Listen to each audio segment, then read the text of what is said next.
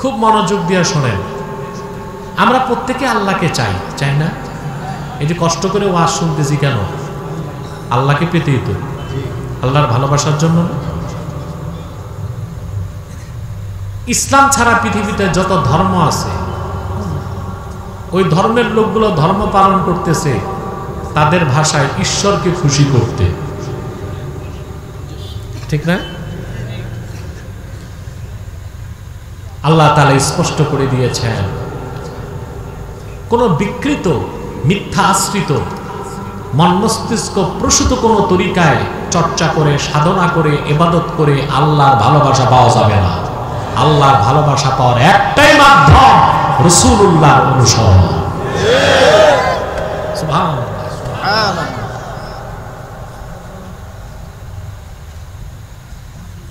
আজকে বাংলাদেশে একদল বুদ্ধিজীবী বের হয়েছে বহুত্ববাদ নিয়ে। কি নিয়ে? আমাদের এই ভাই তো সিরাজি সাহেব, রায়হান সিরাজি সাহেব বলছেন, কাফের মুশরিক জিন্দিক নাস্তিকদের আগেও ছাড়ি নাই, এখনো ছাড়ি না, মৃত্যু পর্যন্ত ছাড়বো না ইনশাআল্লাহ। আমি এখনো তাদের যুক্তি খণ্ডন করেছি। যে কোনো রাষ্ট্রে বিভিন্ন ধর্মের লোক ধর্মীয় স্বাধীনতা লাভ করতে পারে, এটা এক বিষয়, কিন্তু ধর্মনিরপেক্ষতা এই কনসেপ্ট একটি কুফরি বিশ্বাস। এটা মুসলমান মেনে নিতে পারে না, তাকে স্বীকার করতেই হবে দিন একটাই, ইসলাম। সুবহানাল্লাহ। দিন একটাই, ইসলাম। ইসলাম যে আয়াতের ব্যাখ্যা করছে, আয়াতের ব্যাখ্যায় তাফসীর কুরতুবী, তাফসীর ইবনে কাসির, বিভিন্ন তাফসীরে এসেছে ১৫০০ বছর আগে রাসূল করিম সাল্লাল্লাহু আলাইহি ওয়াসাল্লাম যখন দেখলেন মক্কার কুরাইশরা বিভিন্ন দেব-দেবীর মূর্তি বানায় সাজদা করতেছে, বুঝলেন? ও মিয়া শোনেন কথা, মনোযোগ আছে? আপনারা কিন্তু জানেন মক্কার কুরাইশ কাফের একজনও নাস্তিক ছিল না, সব আস্তিক ছিল। কি ছিল? আবু জাহেল নিজেও নাস্তিক ছিল না, আল্লাহকে বিশ্বাস করত। এটা জানেন আপনারা? আবু জাহেল নাস্তিক ছিল না, আস্তিক ছিল, স্রষ্টাকে বিশ্বাস করত, আল্লাহর তাওহীদ বিশ্বাস করত না। যেমন বদর যুদ্ধে যখন সে রাসূলুল্লাহ সাল্লাল্লাহু আলাইহি ওয়াসাল্লামের বিরুদ্ধে যুদ্ধ করতে যাবে, আবু জাহেল তো শয়তান নাম্বার 1, কিন্তু তার ডেভিল পলিসি যেটা শয়তানি রাজনীতি, এই জ্ঞানটা বেশি ছিল। ও বুঝতে পারছে বদরে হেরে গেলে ইসলাম জিতে যাবে আর সমস্ত ধর্ম মতবাদ পরাজিত হয়ে যাবে, এটা বুঝতে পেরেছে। সে তখন লোকজন নিয়ে কাবার চত্বরে যে আল্লাহর কাছে হাত তুলে দিচ্ছে।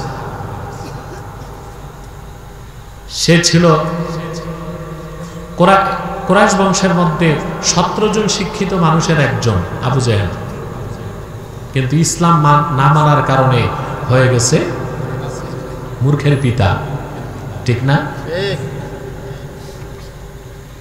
সে জানে ওই হাতে বানানো খোদা নামের বেহুদাগুলো কিছুই দিতে পারে না,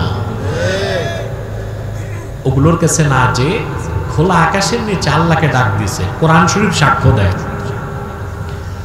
আবু জাহেল ডাক দিয়ে বলল, আল্লাহুম্মা ইন কানা হাযা হুয়াল হাক্ক মিন ইনদিক ফাআমতির আলাইনা হিজারাতাম মিনাস সামাই আও ইতিনা বিআযাবিন আলীম।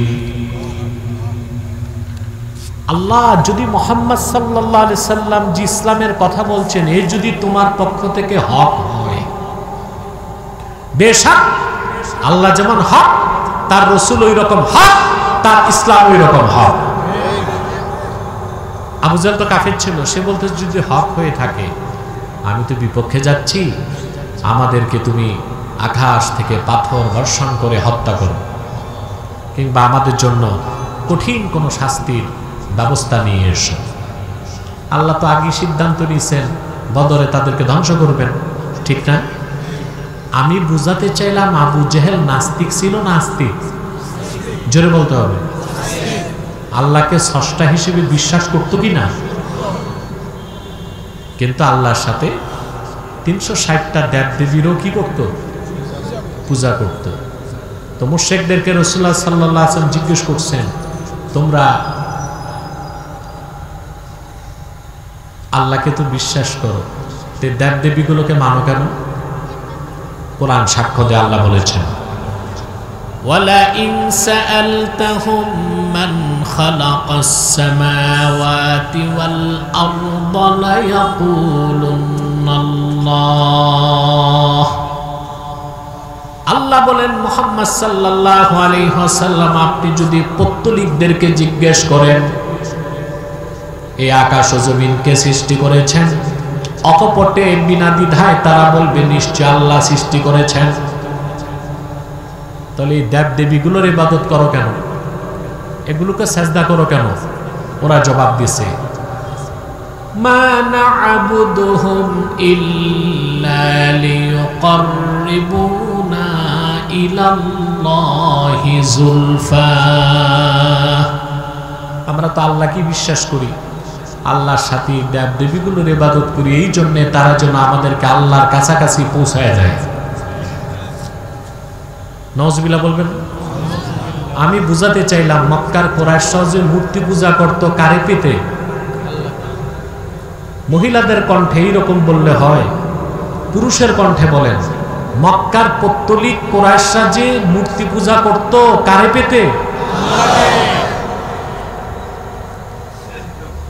উদ্দেশ্য ভালো ছিল, তরিকা খারাপ।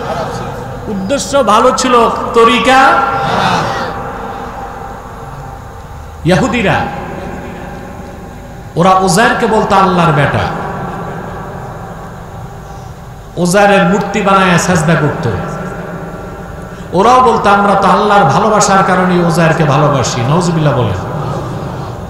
খ্রিস্টানরা মরিয়ম পুত্র ঈসাকে আল্লাহর বেটা মনে করত, তার মূর্তি বানায় সাজদা করত। তাদেরও দাবি ছিল আমরা আল্লাহর ভালোবাসা চাই। নাউজুবিল্লাহ বলেন। বেলা শাক উজাইর এবং ঈসা তারা ছিল আল্লাহর নগণ্য দাস, আর ঈসার মা মারিয়াম ছিল আল্লাহ তাআলার নগণ্য দাসী, কোনো সন্দেহ নাই। কিন্তু এই তরিকায় তারা ইবাদত করত, দিন মানত কার ভালোবাসার জন্য? আল্লাহ রাব্বুল আলামিন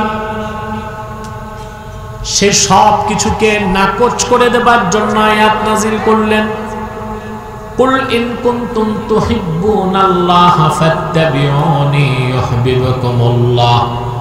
মুহাম্মদ সাল্লাল্লাহু আলাইহি ওয়াসাল্লাম, আপনি বলে দিন, যদি তোমরা আসলে আল্লাহকে ভালোবেসে থাকো তাহলে তোমাদের মন গড়া কোনো তরিকায় চললে হবে না, আমি মুহাম্মদ সাল্লাল্লাহু আলাইহি ওয়াসাল্লামের অনুসরণ করো। এর বাইরে আল্লাহর কাছে সিলেক্টেড, গ্র্যান্টেড, মনোনীত কোন তরিকা একমাত্র রাসূলুল্লাহ সাল্লাল্লাহু আলাইহি ওয়াসাল্লামের আদর্শ, নীতি, দ্বীন, শরীয়তের অনুসরণে আল্লাহকে পাওয়া যাবে। নতুবা আল্লাহকে পাওয়ার দ্বিতীয় কোনো পন্থা, ব্যবস্থা, তরিকা না। কথা বুঝতে পারছেন? রাসূলুল্লাহ সাল্লাল্লাহু আলাইহি ওয়াসাল্লাম যে তরিকা দিয়েছেন, এই তরিকা একটাই, ইসলাম। এটার কোনো প্যাটার্ন নাই, এটার কোনো ব্র্যান্ড নাই। আছে নাকি? আগের বুদ্ধিজীবীগুলো তো কিছু আছে জেলে, কিছু আছে আসামে জঙ্গলে, আগের গুলো। এখন আবার কিছু বুদ্ধিজীবী আছে, ওনার আবার ডানপন্থী বুদ্ধিজীবী, তবে ইসলামপন্থী না। তারা হচ্ছে অ্যান্টি ইন্ডিয়া কিন্তু প্রো আমেরিকান। ভারত বিরোধিতা করে কিন্তু আটলান্টিকের ওপারে ইসলামের শত্রু যারা, তাদের দালালি করে বাংলাদেশে। আছে না? এরকম কিছু বুদ্ধিজীবী আছে। এরকম এক বুদ্ধিজীবী আছে বাংলাদেশে। এই লোকটার চেহারা দেখলে বোঝা যায় না তার দাঁত কয়টা। এত বড় মোষ, এত লম্বা দাড়ি, আলিগুড়ি পায়জামা, খুঁটটা একটা লাগায়, ধরে সামনে লালনের বেহালা, পিছনে সরস্বতীর মূর্তি, নিজেরা দাবি করে মুসলমান পণ্ডিত। এ লোকটা ভার্সিটির ছাত্রদেরকে বিভ্রান্ত করছে। সে বলতে চায় ইসলামের ব্র্যান্ড আছে, নওয়াজুবিল্লাহ বলে আমরা পলিটিক্যাল ইসলাম বিশ্বাস করি না, আমরা রেডিক্যাল ইসলাম বিশ্বাস করি না, আমরা সুফিবাদী ইসলাম বিশ্বাস করি। মূর্খ কোথাকার বেয়াদব! রাসূলুল্লাহর ইসলামকে ভাগ করার অধিকার তোমারে কে দিয়েছে? তরিকা তো একটাই। রাসূলুল্লাহ সাল্লাল্লাহু আলাইহি ওয়াসাল্লাম আল্লাহর কাছ থেকে যে ইসলাম এনেছেন, দ্বীন এনেছেন, শরীয়ত এনেছেন, তার কোনো প্যাটার্ন নাই। আছে? ইসলাম একটাই। তবে ইসলামী রাজনীতি পূর্ণাঙ্গ দিন নয়, পূর্ণাঙ্গ দিনের অংশ। জিহাদ পূর্ণাঙ্গ দিন নয়, পূর্ণাঙ্গ দিনের অংশ। তরিকত তাসাউফ পূর্ণাঙ্গ দিন নয়, পূর্ণাঙ্গ দিনের অংশ। ইসলামের কোন অংশকে নিয়ে ইসলামের কোন প্যাটার্ন, ইসলামের কোন ভার্সন বের করার সুযোগ নাই। কোন সুযোগ নাই। মুহাম্মদ সাল্লাল্লাহু আলাইহি ওয়াসাল্লামের অনুসরণটাই ইসলাম। এর বাইরে কোন ইসলাম, শরীয়ত, তরিকত, হাকিকত, মারেফত একটা আছে, মাইরের পথ। কি আছে? রাসূলুল্লাহর ইত্তেবা, অনুসরণের বাইরে কোনো মুক্তি নাই, কোনো কল্যাণ নাই। ঠিক কিনা বলে? তা আমরা কি আল্লাহকে ভালোবাসতে চাই? রাসূলুল্লাহর তরিকা অনুসরণ করতে হবে। আর রাসূলুল্লাহর তরিকা অনুসরণ করতে হলে অবশ্যই আল্লাহর রাসূলের ভালোবাসা জীবনের চেয়ে বেশি হতে হবে। এটা মানেন, বিশ্বাস করেন? খাঁটি মুমিন হওয়া ছাড়া, টপ ক্লাসের মুমিন হওয়া ছাড়া জীবনের চেয়ে বেশি আল্লাহ তার রাসূলকে ভালোবাসা যায় না। দাবি করা যায়, প্রমাণ করা যায় না, এটা সম্ভব না। কারণ আল্লাহ তাআলা পৃথিবীতে মানুষকে কিছু আকর্ষণ দিয়ে এই সংসার জীবনে তাকে ব্যস্ত করে দিয়েছেন। এই সমস্ত মায়া, মমতা, লালসার বেড়াজাল থেকে যে ছিন্ন হতে পারে, সেই টপ ক্লাসের মুমিন হিসেবে আল্লাহ তার রাসূলকে জীবনের চেয়ে বেশি ভালোবাসতে পারে। আল্লাহ কিছু ব্যবস্থা রাখছেন না দুনিয়ায় সংসার করতে? কথা বলেন। আমার কথা শব্দে শব্দে বোঝা যাচ্ছে তো একটু জবাব দিতে হবে। আল্লাহ কিছু আকর্ষণ দিয়ে রাখছেন না আমাদের মধ্যে? আল্লাহ রাব্বুল আলামিন বলেন, যুয়িনা লিন-নাসি হুব্বুশ শাহাওয়াতি মিনান নিসাই ওয়াল বানিনা ওয়াল কানাতিরিল মুকান্তারাতি মিনাদ-যাহাবি ওয়াল ফিদ্দাতি ওয়াল খাইলিল মুসাওওয়ামাতি ওয়াল আনআমি ওয়াল হারথ ذلك متاع الحياة الدنيا والله عنده حسن المآب। আল্লাহ তাআলা বলেন, যুয়িনা লিন-নাসি হুব্বুশ শাহাওয়াতি মিনান নিসাই ওয়াল বানিন ওয়াল কানাতিরিল মুকান্তারাতি মিনাজ-যাহাবি ওয়াল ফিদ্দাতি ওয়াল খাইলিল মুসাওওয়ামাতি ওয়াল আনআমি ওয়াল হারস। মানুষের জন্য চিত্তাকর্ষক করা হয়েছে নারীর প্রতি ভালোবাসা। আছে আপনাদের? কথা বলেন।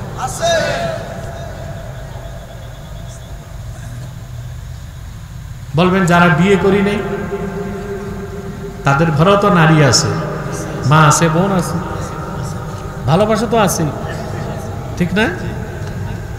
সন্তান সন্ততির প্রতি ভালোবাসা, স্তূপে স্তূপে সোনারূপা, নির্বাচিত ঘোড়া, গৃহপালিত পশু আর কৃষি। আল্লাহ বলেন সব কিছুর ভালোবাসা, আকর্ষণ মানুষের কাছে চিত্তাকর্ষক করা হয়েছে। আপনি দেখেন, আপনি মানুষ হিসেবে এর বাইরে না, এইগুলোর কোন একটার প্রতি আপনার প্রবল আকর্ষণ আছে। এগুলোর প্রতি আকর্ষণ কি ইসলাম নিষিদ্ধ করে না, কিন্তু একটা সীমা থাকতে হবে। কি থাকতে হবে? লিমিট থাকতে হবে। নারীর প্রতি আকর্ষণ থাকবে, আল্লাহ হুকুম করছেন সীমায় থাকবেন, আপনি বিয়ে শাদী করবেন, ঠিক না? জায়েজ তরিকায়, হালাল তরিকায়, ঠিক না? আল্লাহ সুযোগ দিছে, আপনার ক্ষমতা আছে, টাকা আছে, পয়সা আছে, ফিজিক্যাল ফিটনেস আছে, একটা দুইটা তিনটা চারটা করেন। কয়টা? فانكحوا ما طاب لكم من النساء مثنى وثلاث ورباع وإن خفتم ألا تعدلوا فواحدة। তোমরা তোমাদের পছন্দের নারীদেরকে বিয়ে করো একটা, সম্ভব হলে দুইটা, পারলে লাগলে তিনটা, পারলে লাগলে চারটা। ওয়া ইন খিফতুম আল্লা তা'দিলু, যদি একাধিক স্ত্রীর মধ্যে ইনসাফ করতে না পারো, জাস্টিস ন্যায় বিচার করার আশঙ্কা থাকে, তাহলে একটা। সেজন্য যে মৌলভী সাহেবরা বলতেছে 4 বিয়ে করা সুন্নত, তারা ভুল ফতোয়া দিচ্ছে। 4 বিয়ে করা সুন্নত না, 4 বিয়ের অনুমোদন ইসলাম দিছে। তার জন্য শর্ত আছে, ফিজিক্যাল ফিটনেস লাগবে, আপনি তো এক বউ নিয়ে চলতে পারেন না। তারপরে ইকোনমিক্যাল ফিটনেস লাগবে, মাইকম্যান মাইকের আওয়াজটা কানে লাগে, ওয়ালে রিফ্লেক্স হচ্ছে, আমার খুব প্রচুর আওয়াজ দরকার নাই, স্পষ্ট আওয়াজ দরকার। শুনতেছেন ভাই? ঘুমাচ্ছেন না তো? আমি একটু দেখবো কে কে ঘুমান, একটু হাত উঠান।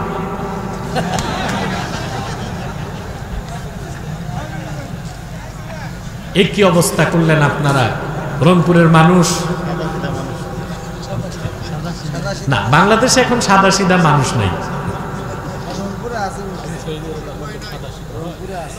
কথা শুনতেছেন তো? বিয়ে 4টা করা সুন্নত, এটা ভুল ফতোয়া।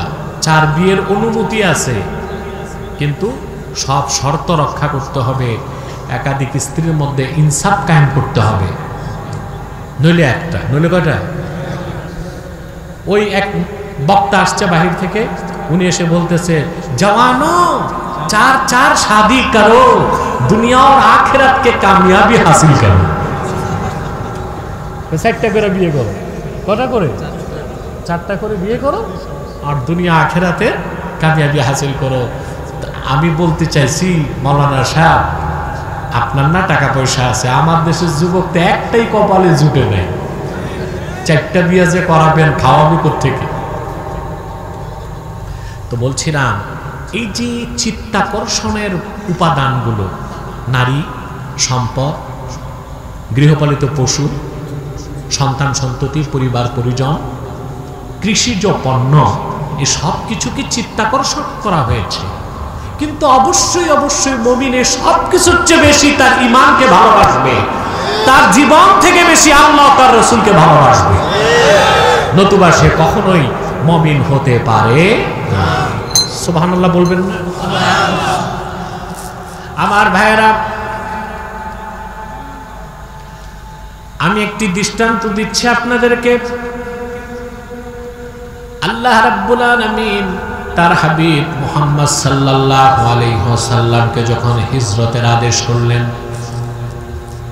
আল্লাহর হাবিব হিজরতের আদেশ করলেন, দেখা গেল মক্কা মুকাররমায় একই ঘরে পিতা মুমিন, সন্তান কাফের, স্ত্রী মুমিনা, স্বামী কাফের,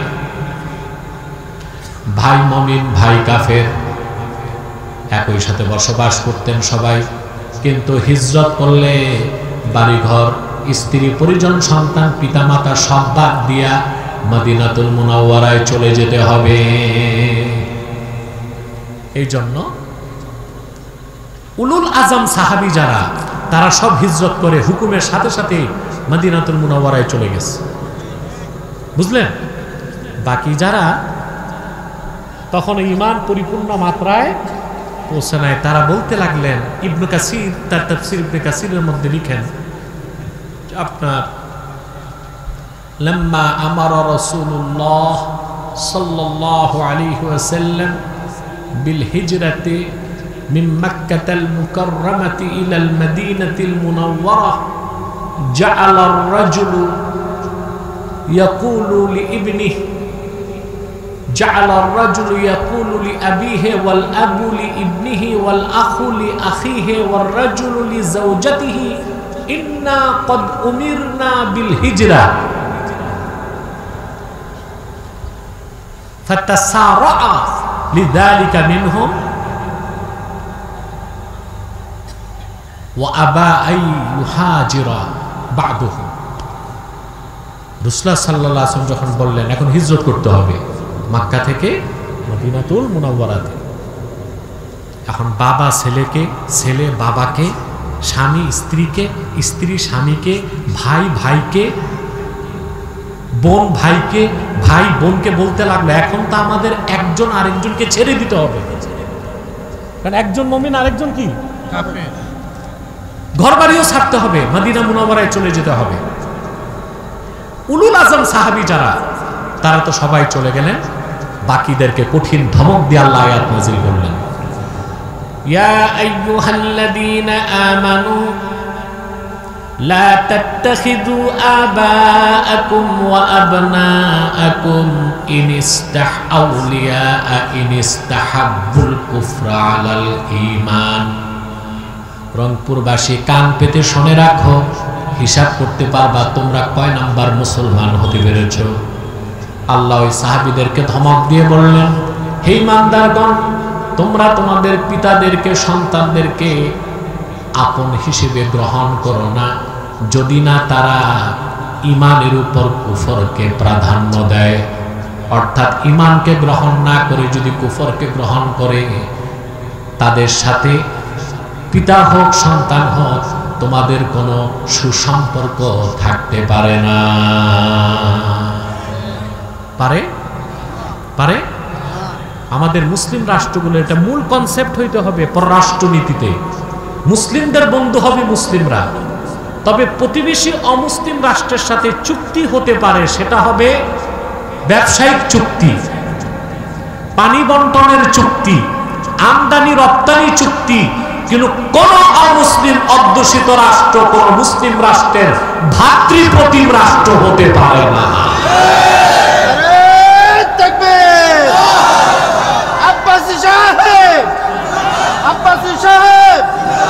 আজকের মাহফিল কি পাইছেন? ওরা নাকি দেশ স্বাধীন করে দিচ্ছে। 54 বছরে কি পেয়েছেন? ফারাক্কার ন্যায্য হিস্সার পানি পান নাই, তিস্তায় পানি পান নাই, বাংলাদেশকে পানি শূন্য করে মরুভূমি বানানোর চেষ্টা করেছে, সীমান্ত থেকে লক্ষ লক্ষ বোতল ফ্যান্সিডিল পাঠায়া আমার দেশের যুবকদেরকে ধ্বংস করার চেষ্টা করেছে। 16টি বছর ফেসিবাদের মাধ্যমে আলেম ওলামা পীর মাশায়েখ ইসলামপন্থীদেরকে ইতিহাসের বর্বর নির্যাতন করা হয়েছে বাংলাদেশে।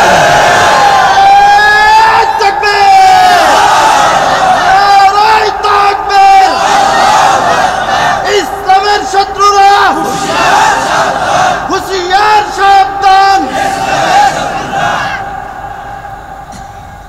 ওদের পাশে নেপাল আছে, নেপালের সাথে খারাপ সম্পর্ক কেন নাই? কারণ এটাও হিন্দু রাষ্ট্র, এটাও হিন্দু রাষ্ট্র। ওদের সাথে ভুটানের বর্ডার আছে, এই সম্পর্ক নাই।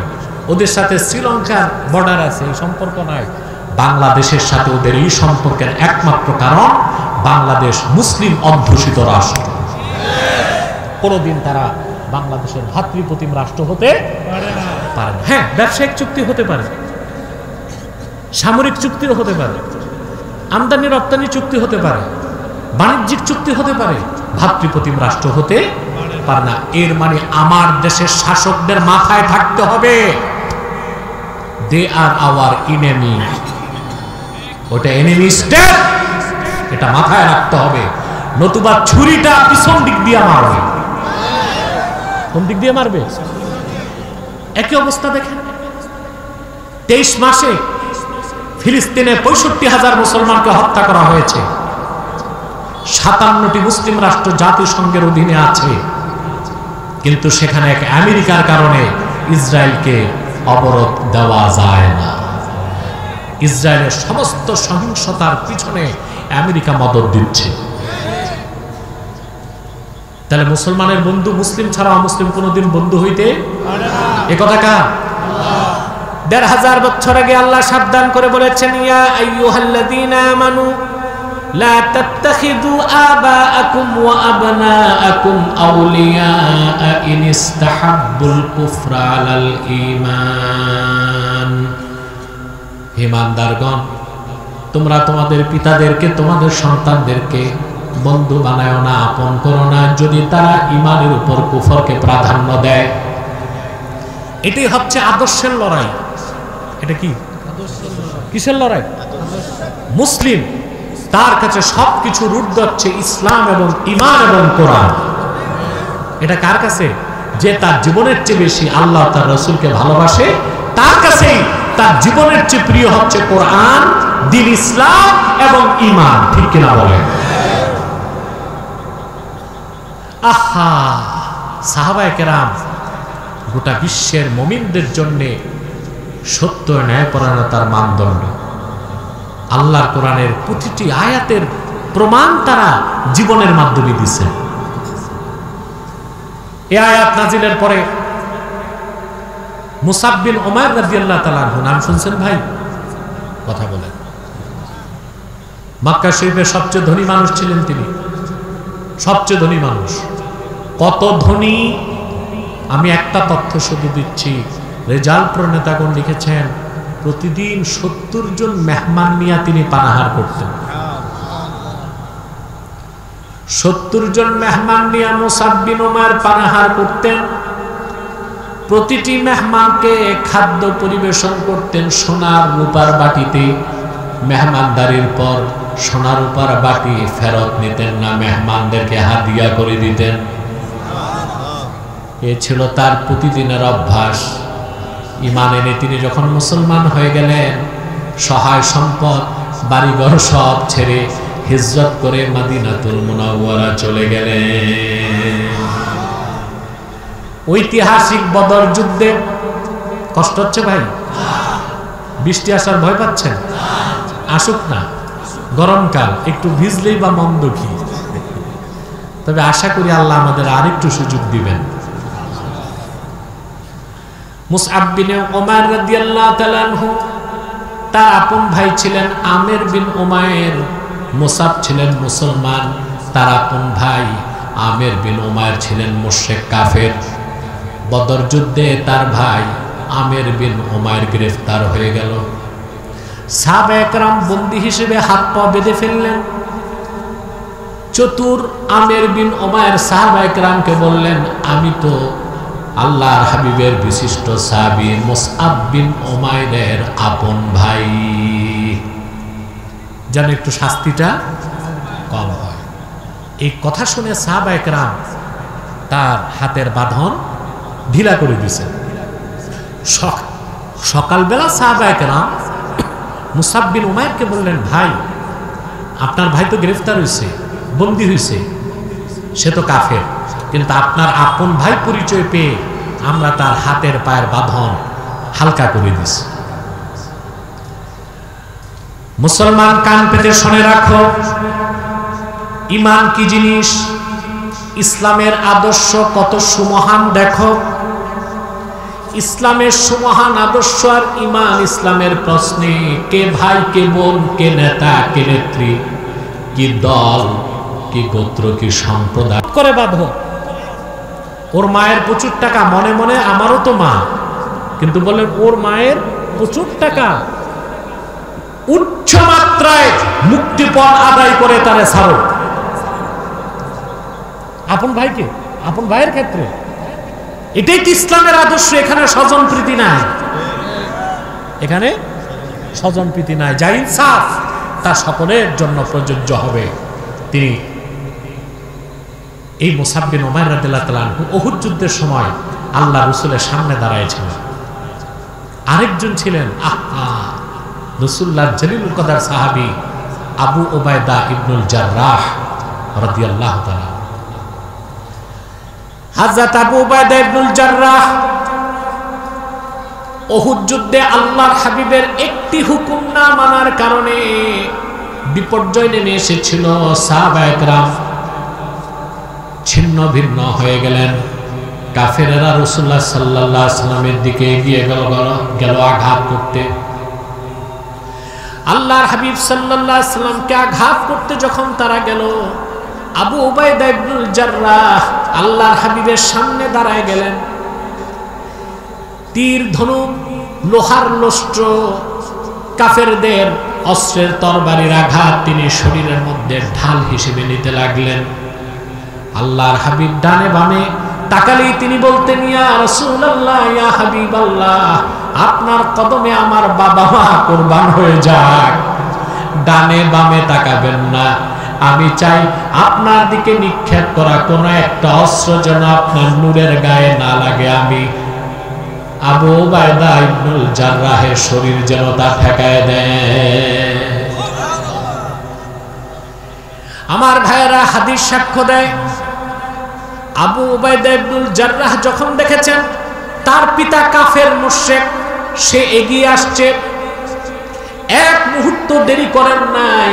আবু উবাইদা ইবনুল জাররাহ নিজের হাতের তরবারি দিয়ে তার আপন পিতার গর্দানটা কেটে দিয়েছে।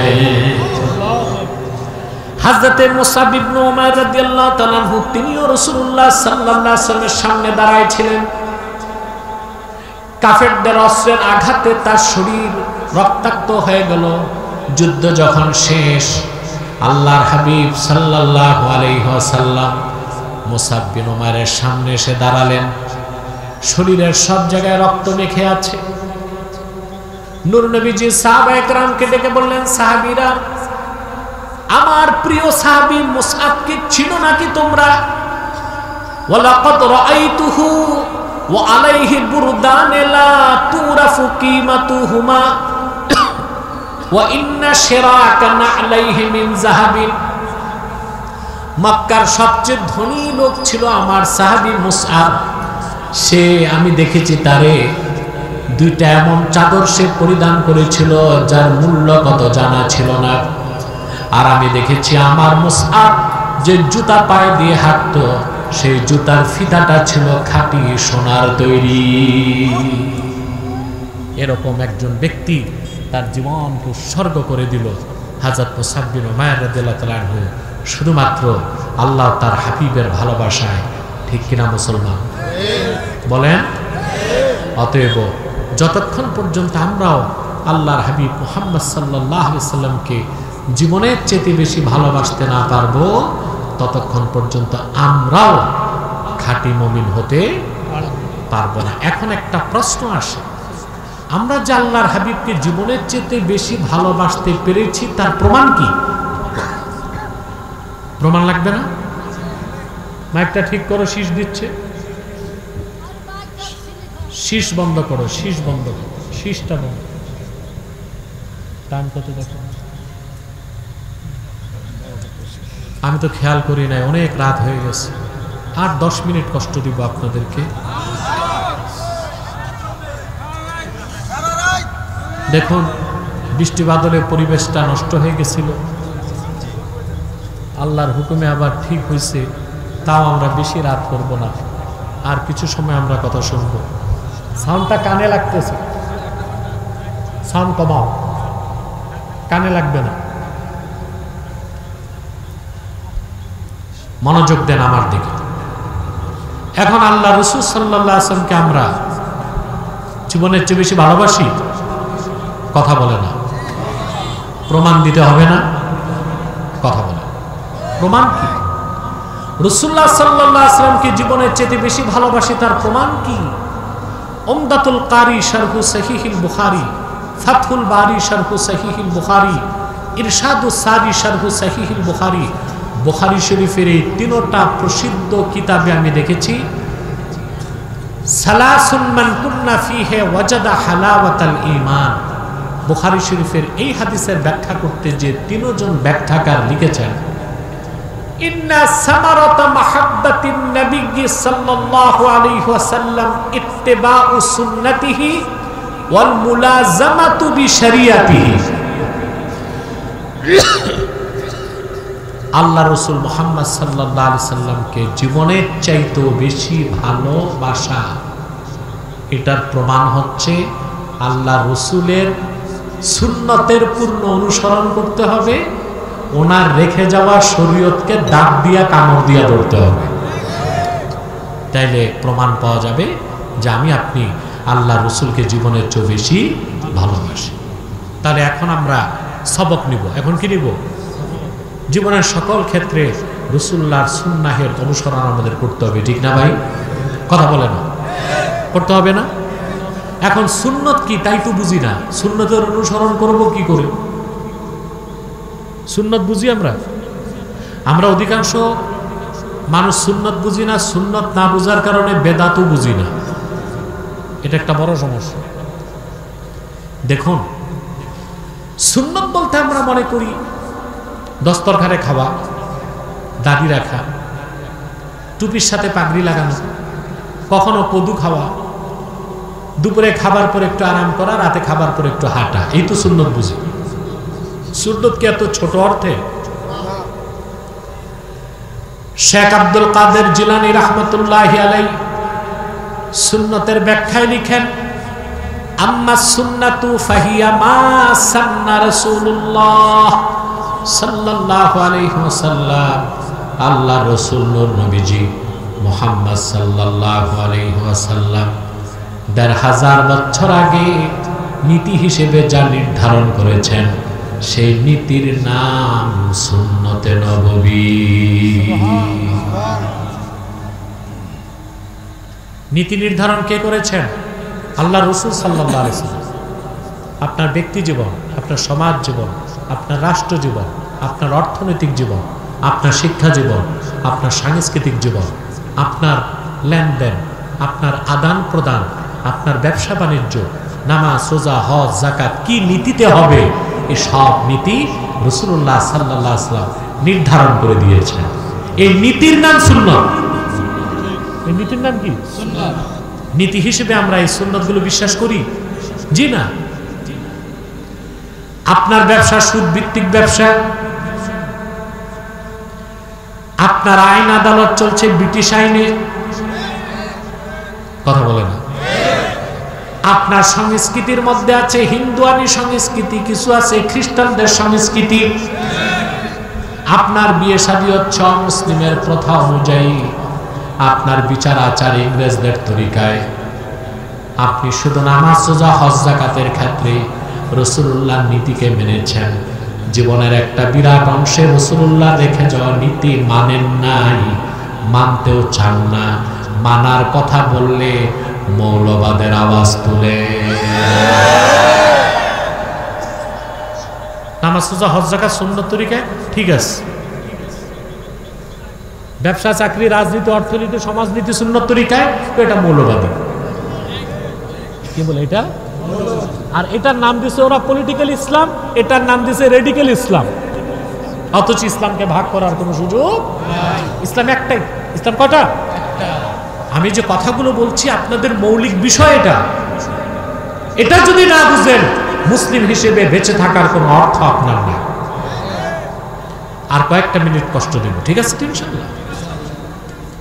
তো রাসূলুল্লাহ সাল্লাল্লাহু আলাইহি ওয়াসাল্লাম নীতি হিসেবে যা নির্ধারণ করছেন ওটা কি? সুন্নাত। ওটা কি? সুন্নাতকে নীতি হিসেবে বিশ্বাস করা ঈমান।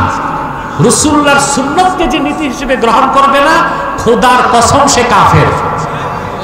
এটা আল্লাহ ৩২ নম্বর আয়াতে বলে দিয়েছেন, কুল আতিউল্লাহ ওয়ার রাসূল ফাইন তাওয়াল্লাউ ফাইন্নাল্লাহা লা ইউহিব্বুল কাফিরিন। রাসূলুল্লাহর আনুগত্য, আল্লাহর আনুগত্য যারা গ্রহণ করবে না, জীবনের সকল ক্ষেত্রে দ্বীনকে, শরীয়তকে, সুন্নতকে যারা বিশ্বাস করবে না, দাড়ি, টুপি, জুব্বা, কুর্তা লাগায়া তারা মুসলমান হতে পারবে না। আল্লাহর ফতোয়ায় তারা কাফের। তারা কি? এটা আল্লাহ ঠিক পরের আয়াতে বলে দিয়েছেন, ফাইন তাওয়াল্লাউ ফাইন্নাল্লাহা লা ইউহিব্বুল কাফিরিন। রাসূলুল্লাহ সাল্লাল্লাহু আলাইহি ওয়াসাল্লামের আনিত দ্বীন, ওনার সুন্নাহ, ওনার আদর্শ, ওনার শরীয়ত, এটার থেকে মুখ ফিরায় নিবে যারা, আল্লাহ বলেছেন তারা মুসলিম নয়, তারা কাফের। আর কাফেররা কখনোই আল্লাহর ভালোবাসা পেতে পারে না। কথা বুঝতেছেন? আমি সুন্নত বিষয়টা বুঝাইতে, সুন্নত যে নীতি, আমরা ফজিলত হিসেবে সুন্নত মানি, নীতি হিসেবে সুন্নত মানি না। আমি একটা উদাহরণ দিচ্ছি। এশার নামাজ আপনারা ফরজ কয় রাকাত পড়ছেন? জোরে বলেন। আমি পড়ছি এশার নামাজ 4 রাকাত, ফজরের ফরজ, জোহর কয় রাকাত, আসর, মাগরিব, এশা। কোরআন শরীফের কোথায় এই কথাগুলো আছে? 5 ওয়াক্ত নামাজের কথা কোরআনে আছে, কিন্তু কোন নামাজ কয় রাকাতে এই কথা কোরআন শরীফের কোথাও। এই জন্য আমি বলে থাকি সুন্নত অস্বীকারী, হাদিস অস্বীকারী কাফের। বাংলাদেশে একটা ফিতনা বের হয়েছে এখন, আহলে কোরআন দাবিদার, এরা হাদিস অস্বীকার করে। হাদিস অস্বীকারীরা অবশ্যই কাফের, যে সন্দেহ করবে সেও কাফের। কারণ হাদিস অস্বীকার করলে ইসলামের কোনো অস্তিত্ব থাকে না। আমাদের সিরাজি সাহেব ওটা বলতে ভুলে গেছে, এই যে আহলে কোরআন দাবিদার শয়তানদের নেতা যেটা, এটাও আমার কাছে ডিবেটে ধরা খেয়েছে। জি জি, এটাও গেছিল আমার কাছে। এখন সে যখন বলছে আমার মঞ্জিলে আসবে, আমি চিন্তায় পড়ে গেছি যে কাফের মুশরিক নাস্তিকরা কখনোই আমার সাথে বসতে চায় না সরাসরি, ওরা বসে অনলাইনে। তো এই লোকটা আমার বাড়িতে আসতেছে, ব্যাপারটা কি চিন্তার বিষয় না? দেখলাম যে না, ও আসছে কেন, ওর গোড়া তো নিউ ইয়র্কে। গোড়া কই? আমেরিকা। ও যে ক্যান্টনমেন্ট থেকে টেলিফোন করেছে নারায়ণগঞ্জের ডিসিকে, ডিসি রেডি, পুলিশ সুপারকে, পুলিশ সুপার রেডি, 10টায় আমার কাছে বাসে আসবে, 9:30টায় ডিসির বাংলোতে যে সব সাজায় গোছায় 12 জন ফোর্স নিয়ে আমার কাছে আসছে বহস করতে। আলহামদুলিল্লাহ, আমি ভয় পাই না। আমি জানি মৃত্যু তার নির্ধারিত সময়ের 1 সেকেন্ড আগে আসবে। বসলাম, 21 মিনিটের মাথায় নাকে খত দিয়া পরাজিত হয়ে শয়তানটা বের হয়ে গেছে। হাদিস বা সুন্নাহকে অস্বীকার করলে ইসলামের কোনো অস্তিত্ব থাকে না। রাসূল করিম সাল্লাল্লাহু আলাইহি ওয়াসাল্লামের একজন জলিলুল কদর সাহাবী ছিলেন ইমরান ইবনে হুসাইন রাদিয়াল্লাহু তাআলা। দামেশকে হাদিস পড়াতেন, বুঝতেছেন তো? তিনি রাসূলুল্লাহ সাল্লাল্লাহু আলাইহি ওয়াসাল্লামের শাফাতের কথা বলতেছেন। এমন সময় এই যুগের না, ওই যুগের প্রায় 1400 বছর আগের কথা, এক ভণ্ড যে ইমরান বিন হোসেনকে বললেন, আপনি যে শাফাতের কথা বলতেছেন এটা কোরআন শরীফের কোথায় আছে? তো তিনি বুঝলেন সে কোরআন মানে হাদিস মানে না। ইমরান বিন হোসেন প্রশ্ন করলেন, হাল কারাআতাল কুরআনা, তুমি কি কোরআন পড়ছো নাকি? সে বলল, কোরআন পড়েছি, মুখস্থ আছে। ইমরান বিন হোসেন বললেন, তুমি কি নামাজ পড়ো নাকি? বলল, 5 ওয়াক্ত নামাজ পড়ি। তিনি বললেন, কোন নামাজ, কয় রাকাত পড়ো? সে বলল, ফজর 2, জোহর 4, আসর 4, মাগরিব 3, এশা 4। ইমরান বিন হোসেন প্রশ্ন করলেন, 5 ওয়াক্ত নামাজের কথা কোরআনে আছে, মিন আইনা আখাস্তা হাজার শান, রাকাতগুলো কোথায় তুমি পেয়েছো? আমারে দেখাও কোরআনে। রাকাতগুলো সে বলল, না, রাকাতগুলো কোরআনে নাই। নামাজ পেয়েছি কোরআন থেকে, রাকাত পেয়েছি আপনাদের মতো সাহাবায়ে কেরামের কাছ থেকে। আখাজনা মিনকুম। ইমরান বিন হোসেন রাদিয়াল্লাহু তাআলা আনহু তখন বললেন, আখাজতুম মিন্না ওয়া আখাজনা মির রাসূলিল্লাহ, তোমরা পেয়েছো আমাদের কাছ থেকে আর আমরা পেয়েছি আল্লাহর হাবিবের নূরের কদম থেকে।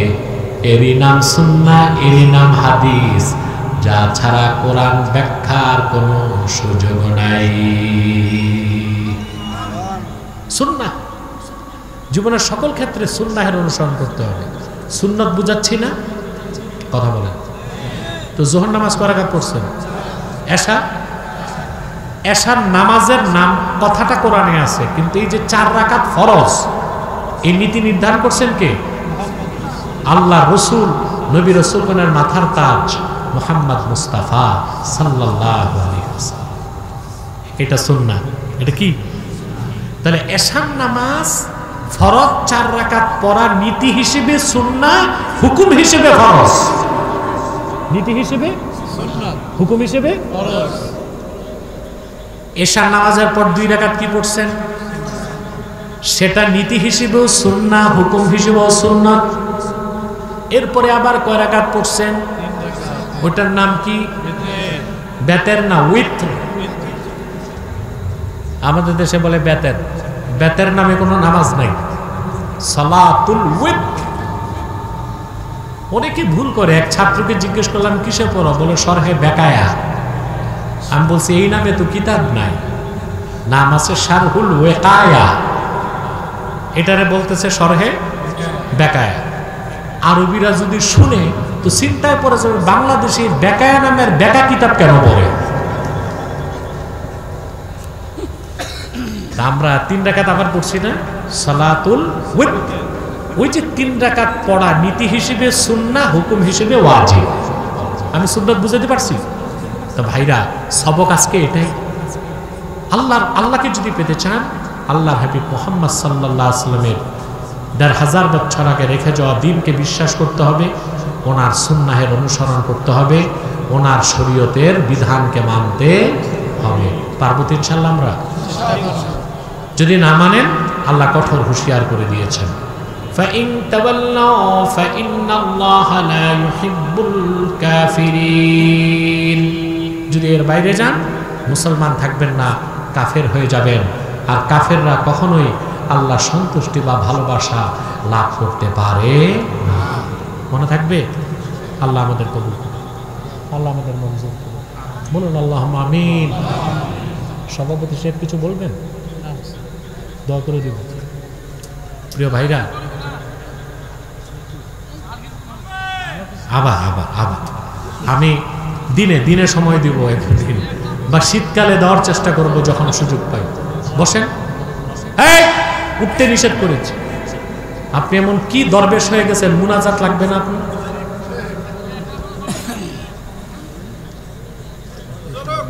জি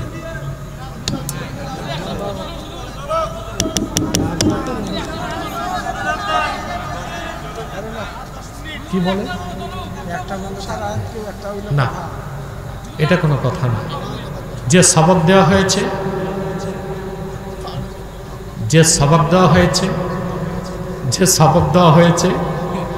এটা যথেষ্ট, মনে রাখতে পারলে। কথা বুঝতে পারছেন? আমি আর কষ্ট দিচ্ছি না। সাদাকাল্লাহুল আযীম ওয়া সাদাকা রাসূলুহুন নবিয়্যুল কারীম ওয়া নাহনু আলা যালিকা মিনাশ শাহিদিন ওয়াশ শাকিরিন আলহামদুলিল্লাহি রাব্বিল আলামিন। আমার দিকে তাকান, কথা বলবেন। আমি আপনাদেরকে একটা অনুরোধ করব, রাখতে পারবেন? আপনার এখানে বিভিন্ন দল ও মতের লোক আছেন না? 3টা স্বার্থে এক হয়ে যাবে। কত স্বার্থ? 3টা। সামনে যেয়ে বসুন। 3টা স্বার্থ। ইসলামের সমহান স্বার্থ রক্ষায় আমরা এক হয়ে যাব ইনশাআল্লাহ। মুসলমানদের মৌলিক দাবিগুলো আদায়ে আমরা এক হয়ে যাব, আর বাংলাদেশের স্বাধীনতা রক্ষায় আমরা এক হয়ে যাব। আমাদের এই 3টি স্বার্থের বিরুদ্ধে বাংলাদেশে চক্রান্ত করতেছে 3টি অমুসলিম সম্প্রদায়। তার মধ্যে সবচেয়ে জঘন্য হচ্ছে কুখ্যাত কাদিয়ানি সম্প্রদায়। নিঃসন্দেহে তারা কাফের এবং অমুসলিম। তাদেরকে যারা কাফের বলবে না, তারাও কাফের, কারণ তারা আল্লাহর আখিরি নবী নূর নবীজি মুহাম্মদ সাল্লাল্লাহু আলাইহি সাল্লামকে আল্লাহ শেষ নবী হিসেবে বিশ্বাস করে না। চিল্লায় বলেন নাউজুবিল্লাহ। সেজন্য তারা কি? তাদেরকে যারা কাফের বলবে না, তারা কি? তারাও কাফের। কাফেররা যদি কাফের পরিচয়ে থাকে আমাদের কোনো সমস্যা। খ্রিস্টানরা আছে না? কি পরিচয় দেয়? হিন্দুরা। কিন্তু গোয়ালন্দ ঘাটে নুরা পাগলার উপর খেপছে কেন মুসলমান? এটা জানেন? জানেন না? নাস্তিকরা খুব বলতেছে আলেমরা সন্ত্রাসী, এইটা সেইটা। এই নুরা পাগলা ছিল খ্রিস্টান। সে খাজা খবিরউদ্দিন চিশতি নাম রেখে 11 বছর তার মুরিদদেরকে খ্রিস্টান বানাইছে। কত বছর? 11 বছর। তো মানুষের একটা ক্ষোভ ছিল না? সে যদি খ্রিস্টান পরিচয় দিয়ে খ্রিস্টান ধর্ম প্রচার করত তাহলে কেউ বাধা করুক, খ্রিস্টান পরিচয়। কিন্তু মুসলিম পরিচয় দিয়ে সুফিবাদের নামে পীর সেজে খ্রিস্টান ধর্ম প্রচার করেছে, এটা মুসলমান সহ্য করতে। আলেম ওলামার উপর এখন খুব নির্যাতন হচ্ছে, ওই এলাকায় কেস মামলা হচ্ছে। আমি প্রশাসনকে বলবো আর বাড়বেন না, বহুত করছেন, আর বাইরেন না। তখন কিন্তু ওই গোয়ালন্দ ঘাট এলাকার আলেম ওলামা তারা নিরীহ না, এতিম না, তাদের সাথে আব্বাসী আছে, আব্বাসীর মতো হাজার আলেম বাংলাদেশে আছে।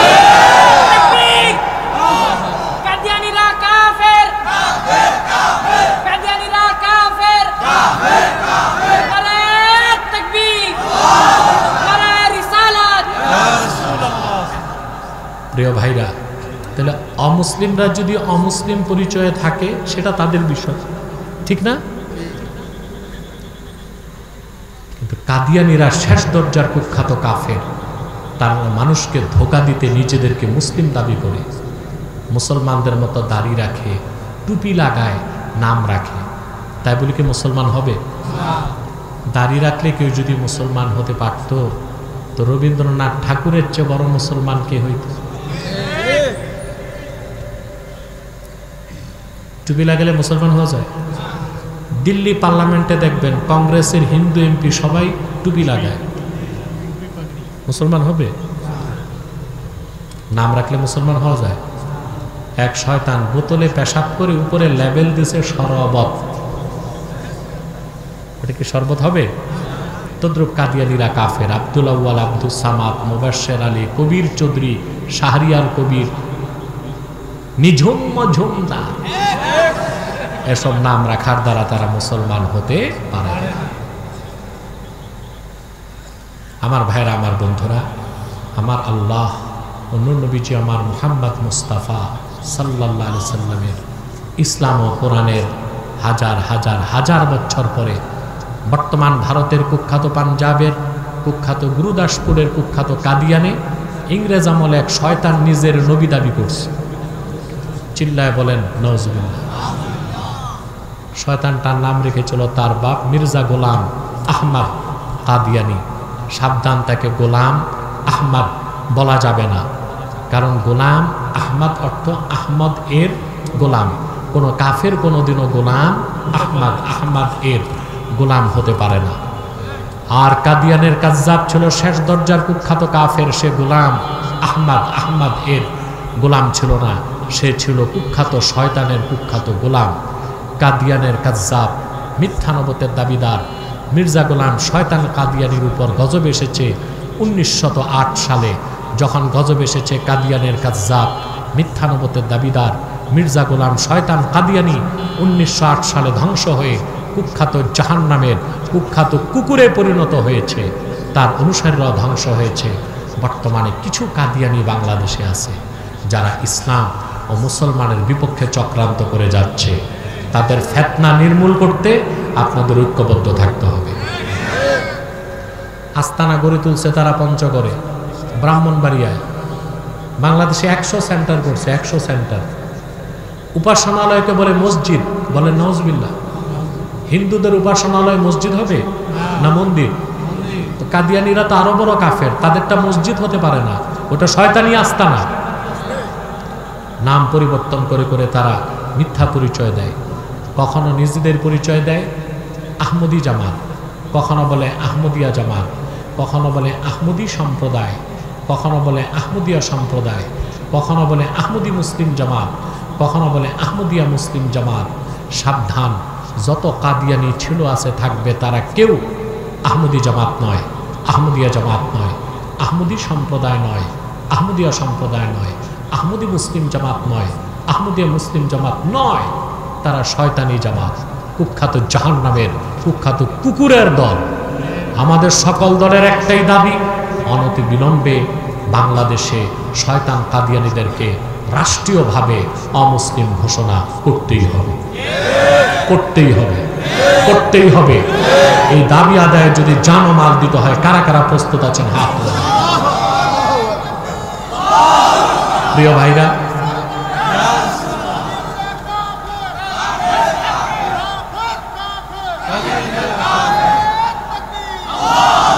প্রিয় ভাইরা, তাদেরকে অর্থনৈতিক সহযোগিতা করবেন না, করেন? জি করেন। প্রাণ কোম্পানির যত জিনিস তাদের, সেজান কোম্পানির জুস তাদের, RFL এর পণ্যগুলো তাদের। এই যে প্রথম আলো নামের প্রথম অন্ধকার পত্রিকা, এটা বিগত 16 বছর আলেম ওলামাকে জঙ্গি আর সন্ত্রাসী তকমা লাগাইছে, আর এখনো চেষ্টা করতেছে এই প্রথম আলো দেশকে সিভিল ওয়ার বা গৃহযুদ্ধের দিকে ঠেলে দিতে। ডেলি স্টার, কালের কণ্ঠ, এগুলো তাদের। এগুলো ধরবেন না, কিনবেন না, বেচবেন না, মনে থাকবে। আরেকটু অমুসলিম সম্প্রদায় আমাদের 3টে স্বার্থের বিরুদ্ধে কাজ করছে। এটা হচ্ছে ইসাই জামাত, খ্রিস্টানদের একটা দল, খ্রিস্টানদের একটা দল। তারা তো লালমনিরহাটে মরিয়ম সিটি নামে একটা অঞ্চলই গড়ে তুলছে। মরিয়ম সিটি লালমনিরহাটে খ্রিস্টান। যে খ্রিস্টানদের মৌলবী, তারা দেখলে বুঝবেন না খ্রিস্টান, এত লম্বা দাড়ি। তার নাম জবানকারী। এই তো লালমনিরহাটের লোক, জিজ্ঞেস করে। নামটাও মুসলমানের মতো নাম রাখছে, জবানকারী। শহরের নাম দিয়েছে মরিয়ম সিটি। যে জবানকারী নিজেরে বলে, এত লম্বা দাড়ি, লম্বা জুব্বা পরে হাঁটে, মানুষকে ধোঁকা দিচ্ছে। তো এরা মানুষকে বলে যে তারা ইসাই তরিকাভুক্ত মুসলমান, আদতি খ্রিস্টান। তাদের মাস্টার প্ল্যান হচ্ছে বাংলাদেশের খ্রিস্টান সংখ্যা বৃদ্ধি করে পূর্ব তিমুরের মতো বাংলাদেশের একটি অঞ্চলকে আলাদা করে খ্রিস্টান রাষ্ট্র বানাবে।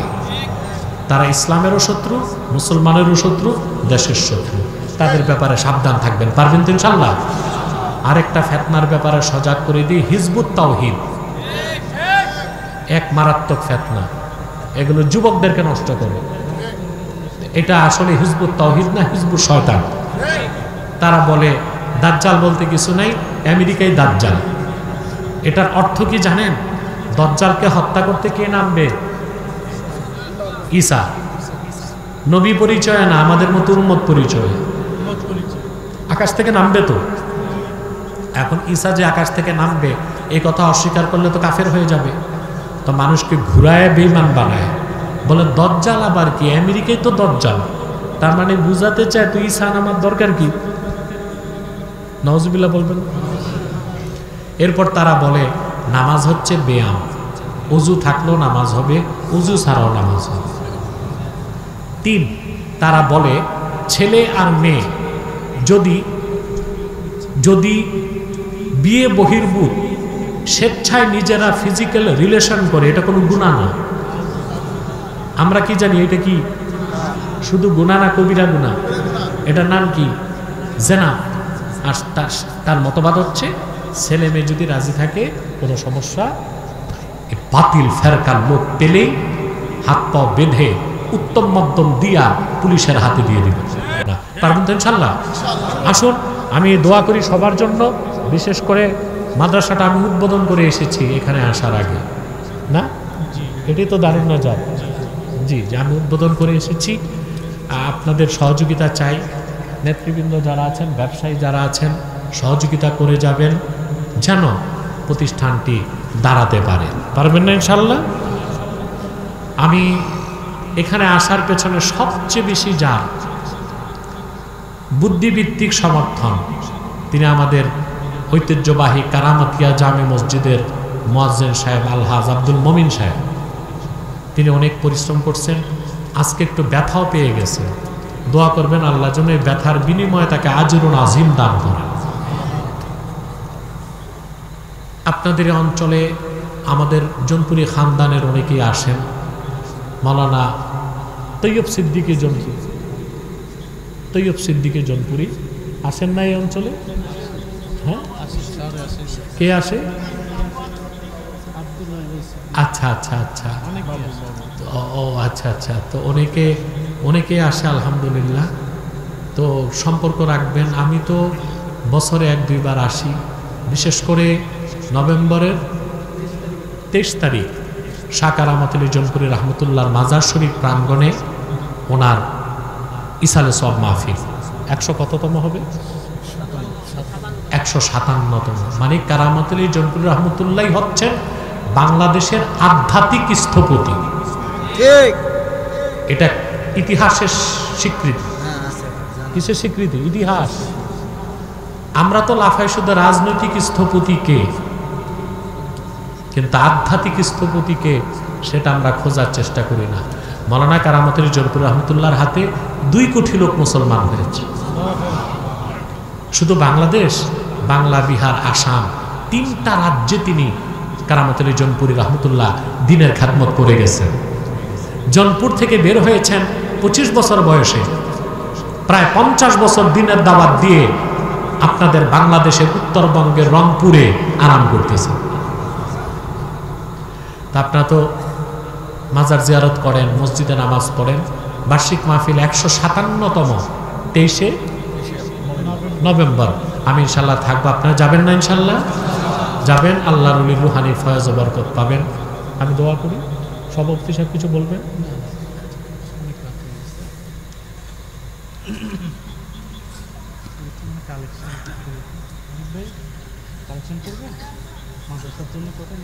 মানে না, আমি মানুষকে আর বিরক্ত করবো না। মুনাজাত ধরতেছি, রুমাল যাচ্ছে একটু, যে যা পারেন রুমালে কিছু কিছু দিবেন। পারবেন না ইনশাল্লাহ? বৃষ্টিতে দোয়া করুন। আপনারা দেখেছেন বৃষ্টি বাদলে তাদের অনেক ক্ষতি হয়ে গেছে, হয়েছে না? আপনাদের ক্ষতি হয়েছে? জি না, আপনারা কিন্তু উপকৃত হয়েছেন। কিন্তু কমিটি অর্থনৈতিকভাবে ক্ষতিগ্রস্ত হয়ে গেছে। ব্যাগ নিয়ে যাও, ছাত্ররা যাও। ওরা যাচ্ছে। আপনারা প্রত্যেকেই কিছু কিছু টাকা মাহফিলের জন্য সহযোগিতা করবেন। আমি তো মনে করি ভাড়ার টাকা রেখে বাকিটা আজকে মাহফিলে দিবেন। পকেটে হাত দেন, নিজের পকেটে, পাশের লোকের পকেটে না। যাচ্ছে ওরা, প্রত্যেকেই কিছু কিছু দেন। আমি দোয়া করে দিচ্ছি।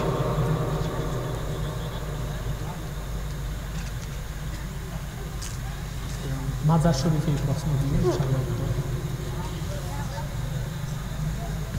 ইস্তেগফার করুন। আস্তাগফিরুল্লাহ রাব্বি মিন কুল্লি যামবি, আস্তাগফিরুল্লাহ রাব্বি মিন কুল্লি যামবি ওয়া আতুবু ইলাইহি। পড়ুন পড়ুন, ইস্তেগফার করুন দোয়ার আগে। আস্তাগফিরুল্লাহ রাব্বি মিন কুল্লি যামবি ওয়া আতুবু ইলাইহি, আস্তাগফিরুল্লাহ রাব্বি মিন কুল্লি যামবি ওয়া আতুবু ইলাইহি, আস্তাগফিরুল্লাহ রাব্বি মিন কুল্লি যামবি ওয়া আতুবু ইলাইহি, আস্তাগফিরুল্লাহ রাব্বি।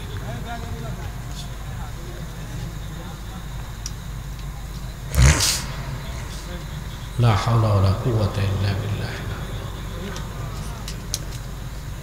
লা হাওলা ওয়ালা কুওয়াতা ইল্লা বিল্লাহ, লা হাওলা ওয়ালা কুওয়াতা ইল্লা বিল্লাহ।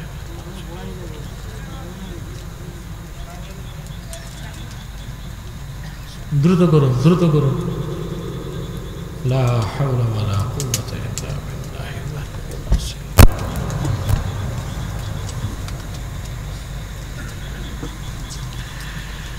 ربنا ظلمنا أنفسنا وإن لم تغفر لنا وترحمنا لنكونن من الخاسرين। আল্লাহ তাআলা দারুন নাজাত হিফজুল কোরআন মাদ্রাসার ভিত্তিপ্রস্তর স্থাপন উপলক্ষে আয়োজিত আজকের এই তাফসীরুল কোরআন মাহফিলে তোমার অসংখ্য নেককার জাকের শাকের মুসলমান নেককার বান্দা পর্দার আড়ালের মা বোনদেরকে নিয়ে হাত তুলেছি। রব্বুল আলামিন,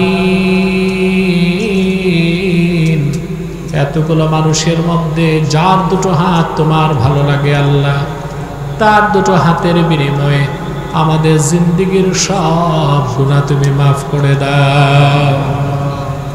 আল্লাহ তাআলা রব্বুল আলামিন, হৃদয়ের গভীর থেকে দোয়া করি আল্লাহ, তোমার আখিরি নবী নূর নবীজি আমার মুহাম্মদ মুস্তাফা সাল্লাল্লাহু আলাইহি ওয়াসাল্লাম আজ থেকে প্রায় ১৫০০ বছর আগে দুনিয়ার থেকে বিদায় নিয়েছেন।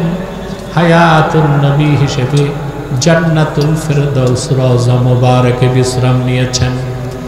আল্লাহ জীবনে একবার তোমার আখিরি নবী নূর নবীজি আমার মুহাম্মদ মুস্তাফা সাল্লাল্লাহু আলাইহি ওয়াসাল্লামের জান্নাতুল ফেরদাউস রওজা মুবারকে উপস্থিত হয়ে গো আল্লাহ তোমার হাবিবের নূরের কদমে দরুদ ও সালামের হাদিয়া দেবার আগে আল্লাহ তুমি ডাক দিও না। রব্বুল আলামিন একবার বা একাধিকবার যারা সোনার মদিনায় নূরের মদিনায় যেতে পেরেছি আল্লাহ জীবনে বারবার তোমার আখিরি নবী নূর নবীজি আমার মুহাম্মদ মুস্তাফা সাল্লাল্লাহু আলাইহি ওয়াসাল্লামের নূরের শহর মদিনাতুল মুনাওয়ারা জিয়ারতের জন্য তাদের কপালটা খুলে দাও। আল্লাহ তাআলা রব্বুল আলামিন হৃদয়ের গভীর থেকে দোয়া করি আল্লাহ রব্বুল ইজ্জত ওয়াল জালাল হৃদয়ের গভীর থেকে দোয়া করি আল্লাহ তোমার আখিরি নবী নূর নবীজি আমার মুহাম্মদ মুস্তাফা সাল্লাল্লাহু আলাইহি ওয়াসাল্লামের নূরের চেহারা মোবারক স্বপ্নে একবার দেখে গো আল্লাহ জান্নাত ওয়াজিব হবার আগে তুমি ডাক দিও না। একবার বা একাধিকবার যারা তোমার আখিরি নবী নূর নবীজি আমার মুহাম্মদ মুস্তাফা সাল্লাল্লাহু আলাইহি ওয়াসাল্লামের নূরের চেহারা মোবারক স্বপ্নে দেখার সৌভাগ্য লাভ করেছে আল্লাহ জীবনে বারবার দেখার জন্য তাদের কপালটা তুমি জান্নাতি কপাল বানায় দাও। আল্লাহ আমাদের অনেকের বাবা নাই, অনেকের মা নাই, অনেকের আত্মীয় স্বজন নাই, পাড়া প্রতিবেশী নাই, যত লোক ইমানের সাথে বিদায় নিয়েছে তাদের কবরগুলোকে আল্লাহ জান্নাতের বাগান বানায় দাও। আল্লাহ রাব্বুল ইজ্জত ওয়াল জালাল তোমার কাছে কামনা বাক্যে ভিক্ষা চাই আল্লাহ এই বৃষ্টি বাদলের মধ্যেও তোমার বান্দাগুলো অনেকেই তো যায় নাই আল্লাহ কি প্রত্যাশায় বসে আছে মাবুদ শুধু তোমার কোরআনের আকর্ষণে বসেছিল আল্লাহ আমি সহ তাদের সকলের জিন্দেগীর গুনাহগুলো তুমি মাফ করে দাও আল্লাহ আমাদেরকে শিশুর মতো নিষ্পাপ করে দাও। রব্বুল আলামিন পর্দার আড়ালে আমার মা বোন যারা বসে আছেন অবলা সরলা সতীসাধ্যী মা বোনদের মনের দুঃখ কষ্টগুলো দূর করে তাদের প্রত্যেককে এক একটি সোনার সংসার তুমি হাদিয়া করে দাও। যে বোনদের বিয়ে হচ্ছে না বয়স বেড়ে 20 থেকে বুড়ি হয়ে যাচ্ছে আমার সেসব কুমারী প্রত্যেক বোনকে এক একজন ইমানদার চরিত্রবান সক্ষম যুবকের দ্বারস্থ করে দাও। আল্লাহ আমার কলিজার টুকরা যুবক ভাইগুলোকে তোমার হাতে সুপর্দ করে দিলাম তাদের প্রত্যেককে খাঁটি ইমানদার বানায় দাও সহি আকীদার ধারক বানায় দাও আহলুস সুন্নাহ ওয়াল জামাতের অনুসারী বানায় দাও তাদের প্রত্যেককে খাতমে নবুয়ত আন্দোলনের সৈনিক বানায় দাও প্রত্যেককে নামাজি বানায় দাও। আমার যুবক ভাই যারা বেকার আছে তাদের কর্মসংস্থানের ব্যবস্থা করে দাও। আমার যে যুবক ভাইটা বিদেশ যেতে চায় তার বিদেশ যাবার স্বপ্ন পূরণ করে নাও। আল্লাহ আমাদের মুশকিলাতকে আসান করে দাও নেক হাজাত ও চাহাতকে কবুল করে নাও। আয় আল্লাহ জীবিত থাকতে দেখতে চাই ফিলিস্তিন স্বাধীন হয়ে গেছে দেখতে চাই আল্লাহ বিশ্ব মানচিত্র থেকে ইসরায়েল নামক অবৈধ রাষ্ট্রটা মুছে গেছে। আল্লাহ আমাদের প্রত্যেকের মধ্যে দ্বীনের মায়া মহব্বত তৈরি করে দাও। আল্লাহুম্মা ইফতাহ লানা আবওয়াবাল ইনায়াতি ওয়াল কারামাতি ওয়াল বারাকাত আল্লাহুম্মা ইফতাহ লানা আবওয়াবাল ইনায়াতি ওয়াল কারামাতি ওয়াল বারাকাত। ভাইরা আমার একটি মিনিট সময় ছেড়ে দিলাম চক্ষুটা বন্ধ করুন দিলটা নরম করুন মাথাটা নত করুন আল্লাহর আখিরি নবী নূর নবীজি আমার মুহাম্মদ মুস্তাফা সাল্লাল্লাহু আলাইহি ওয়াসাল্লামের ওসিলা ধরে আল্লাহর কাছে চান যা চাইবেন তাই কবুল হয়ে যাবে। যদি পারেন ভাইরা সারা জীবনের গুনার কথা মনে করে আমার আল্লাহর কাছে আত্মসমর্পণ করে 2 ফোঁটা চোখের পানি ছেড়ে দিন জিন্দেগীর গুনাহগুলো মাফ হয়ে যাবে দোয়া কবুল হয়ে যাবে আল্লাহর ওলির খাতায় নাম উঠে যাবে।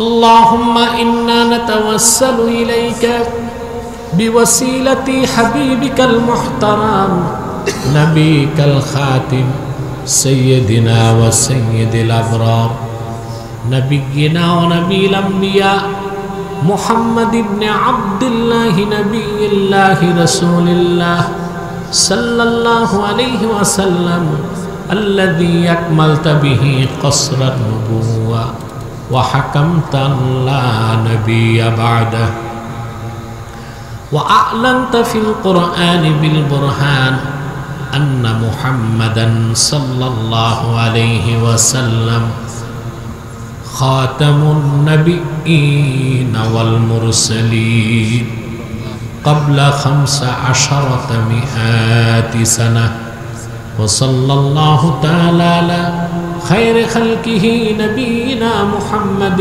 نور الله وعلى آله وصحبه أجمعين برحمتك يا أرحم الراحمين.